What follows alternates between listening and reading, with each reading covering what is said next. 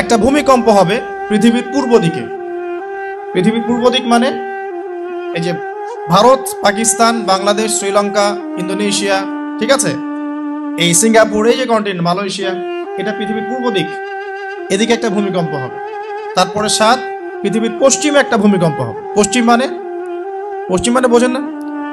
পশ্চিমা বিশ্ব না, সৌদি আরব না, পশ্চিমা বিশ্ব, ব্রিটেন, ফ্রান্স, জার্মানি, তারপরে রাশিয়ান কন্টিনেন্ট, হ্যাঁ, ইউক্রেন, এইদিকে আপনার আমেরিকা, এই পুরো পশ্চিমা বিশ্ব, এখানে একটা ভূমিকম্প হবে বড়। এবং এগুলো এমন হবে যেগুলোতে ভূমি মাটিতে ধসে যাবে, মাটিতে ডুবে যাবে। ভূমিকম্প না, ভূমিধস।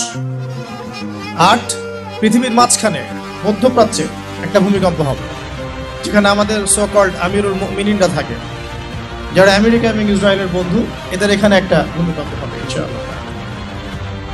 আর 9 ইয়েমেন থেকে একটা আগুন বের হবে। ইয়েমেন থেকে একটা আগুন বের হবে, যে আগুন মানুষকে হাসরের মাঠের দিকে তাড়িয়ে নিয়ে আসবে।